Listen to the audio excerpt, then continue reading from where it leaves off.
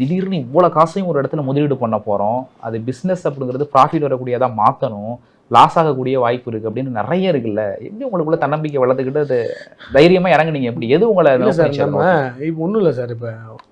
இப்போ இங்கே வேலை பார்த்தல நமக்கு தெரியும், நம்ம கடைக்கு இருக்கும், நமக்கு பக்கத்துலேயே ஒரு கடை இருக்கும், அதுக்கு பக்கத்துலேயே ஒரு கடை இருக்கும். அதில் 3 கடையிலையுமே ஒரே சேல்ஸ் ஓடாதுல்ல. எங்கே சேல்ஸ் ஓடும்? டேஸ்ட் வைஸ் தானே ஓடும். அதில் பேர் பண்ண அந்த ஒரு நம்பிக்கை எனக்கு இருந்துச்சு. நான் கற்றுக்கிட்டதில் நிறைய புதுமையாகலாம் நிறைய ஐடியா வச்சுருந்தேன். இந்த விஷயத்தை நம்ம மாற்றி பண்ணால் இன்னும் பயங்கரமாக டேஸ்ட் வரும், நல்லா இது பண்ணணும்னு அது என்ன இருந்துச்சு.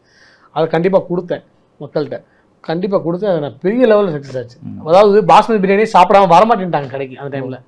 ஆனால் மற்ற கடைகள்லாம் வேறு அரிசி போட்டுட்டு இருந்தாங்க. ஆமாம். இல்லை, அந்த ஏரியாலே பாஸ்மதி ரைஸ் நான் தான் முதல்ல போடுறேன். மற்றவங்களாம் சீரக சம்பா பிரியாணி ஓடிட்டு இருக்கு. இந்த ரைஸ் பெருசாக இருக்குது, யார்ப்பா சாப்பிடுவா, இந்த மாதிரிலாம் இது பண்ணுறாங்க. ஒரு வருஷம் அப்படியே பிரேக் ஈவன்லேயே போயிட்டு இருக்கு சார். ஒரு நல்ல ஒரு 5 கிலோ வைக்கிறேன்னு வைங்களேன், ஒரு 5 கிலோ 7 கிலோ அந்த மாதிரி யங்ஸ்டர்ஸ் நல்லா சப்போர்ட். இப்போ இங்கேருந்து போகிறவங்க தான் ஐடி கம்பெனியில் வேலை பார்ப்பாங்க, அங்கேருந்து போகிறவங்க வேலை பார்ப்பாங்க, இங்கே சாப்பிட்டு பழகிருப்பாங்க. அவங்கெல்லாம் அந்த ரம்ஜான் தீபாவளிலாம் பயங்கரமான க்ரௌடாக இருக்கும் நமக்கு போயிட்டுருக்கப்ப. அப்போ வந்து அப்படியே லாக்டவுன் விழுகுது. அந்த லாக்டவுனில் பார்த்தீங்கன்னா எந்த கடையுமே திறக்கல. ஆனால் நான் திறந்து தைரியமாக மாஸ்க்கை போட்டு சானிடைசர் வச்சு பர்ஃபெக்டாக முறைப்படி ஓட்டிகிட்டு இருந்தேன். அப்போ எந்த கடையுமே திறக்கல. அப்போ பார்த்தீங்கன்னா எல்லாருமே நம்ம பிரியாணி வாங்குறாங்க. வாங்கினவங்க என்ன பண்ணாங்கன்னா, இந்த பிரியாணி இவ்வளோ டேஸ்ட்டாக இருக்குமா, இந்த பிரியாணி இவ்வளோ டேஸ்ட்டாக இருக்குமா, பாஸ்மதி பிரியாணியில் ஏதோ பெரிய அவங்க எல்லா மெட்ராஸ் போய் ஏதாவது ஒரு பிரியாணி சாப்பிட்டு நல்லா இல்லாமல் இருக்கலாம். அவங்க நினச்சது இவ்வளோ டேஸ்ட்டாக இருக்குமா அப்படின்ட்டு நினச்சது தான் இன்னைக்கு ஒரு பெரிய சக்ஸஸ். அரிசியை மாற்றினதுனால மட்டும் டேஸ்ட் வந்துடாது. கண்டிப்பாக வேற ஏதாச்சும் நீங்கள் என்ன டேஸ்ட்டுக்காக என்ன மற்றதுல இல்லாமல் இங்கே டேஸ்ட்டு இல்லை சார். ப்ராப்பராக என்னென்னா நம்ம ஊர் சைட்லாம் பார்த்தீங்கன்னா இந்த மேற்கு தொடர்ச்சி மலையில் விளையில அந்த ஏலக்காய், பட்டை, கிராம்பு அதெல்லாம் ஒரு அரோமா இருக்கும் சார்.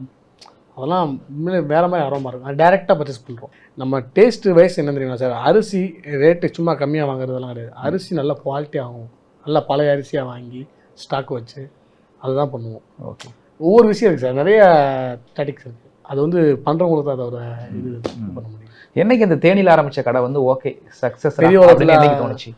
லாக்டவுன்லேயே எங்களுக்கு நல்ல பிக் சார். தேனியில் ஒரு பிரான்ச் போகிறோம், போட்டு நல்லா அது தேனியில் போட்டதுக்கும் நல்ல சக்ஸஸ்ஃபுல் ஆகுது. அதுக்கப்புறம் அங்கேருந்து சாப்பிட்டவங்க ராம்நாட்டில் ஓப்பன் பண்ணுறோம். ராம்நாட்டில் அந்த மாதிரி எங்களுக்கு வந்த கஸ்டமர்ஸ் எப்படின்னா சார், எங்கள் கடை பிரியாணி உண்மையிலே சூப்பராக இருக்குது, எங்கள் ஊரில் ஓப்பன் பண்ணுங்க அப்படின்னு மம்படியாக அந்த பில்டிங்கில் ஒருத்தர் சாப்பிட வராரு. சாப்பிட வந்து அவர் கூட்டு போனது தான் ராம்நாடு. ராம்நாடு மிகப்பெரிய சக்ஸஸ்ஃபுல் எங்களுக்கு. ஓகே, நாங்கள் இந்த லெவலுக்கு இருக்கிறதுக்கு காரணம் ராம்நாடு மக்கள்னு கூட சொல்லலாம். அந்த மாதிரி ஒரு சக்ஸஸ் கொடுத்துச்சு எங்களுக்கு. இன்னைக்கு மொத்தம் எத்தனை பிரான்ச் சார் இருக்குது? இன்னைக்கு வந்து பார்த்தீங்கன்னா 16 பிரான்ச் இருக்குது. அங்கேருந்து சாப்பிட்டு நாங்கள் ஃப்ரான்ச்சைஸ் கொடுக்குறோம், இது கொடுக்குறோம் அப்படிலாம் நாங்கள் எதுவும் இன்வெஸ்ட்லாம் பண்ண கிடையாது. ஆனால் எங்கள் எல்லாம் சாப்பிட்டவங்க தான், சாப்பிட்டு இது பண்ணவங்க தான், அதை ரொம்ப லைக் பண்ணவங்க தான் இன்றைக்கி சென்னை வரை எங்களை கொண்டு வந்திருக்காங்க. இப்போ வந்து பார்த்தீங்கன்னா ஒவ்வொரு விஷயத்தையும் வெறும் பிரியாணி மட்டும் வச்சு நம்ம சக்ஸஸ்ஃபுல் பண்ண முடியாது சார். வெறும் பிரியாணி மட்டும் கிடையாது, நம்மகிட்ட வந்து எல்லாமே இருக்குது. நம்ம ஃபஸ்ட்டு ஸ்டார்ட் பண்ணும்போது மட்டும் அந்த பிரியாணி கான்செப்ட் இருந்தோம். அதுக்கப்புறம் ஒன்றா ஆட் பண்ணிக்கிட்டோம். Okay, Indian, Chinese, tandoori, grill, barbecue, இன்றைக்கி வந்து பார்த்தீங்கன்னா எல்லா ஐட்டமும் போட்டோம். இன்னைக்கு மொத்தம் எத்தனை ஐட்டம் இருக்குது அனிஃபா பிரியாணி? ஒரு 500 மெனுக்கு மேலே இருக்குப்பா. 500 மெனு சேவிக்கு மேலே இருக்குது. ஆரம்பிச்சது எத்தனை மெனுவோட? ஒரு 20-30 மெனுவோட தான் ஆரம்பிச்சு. 20 மெனுவோட தான்.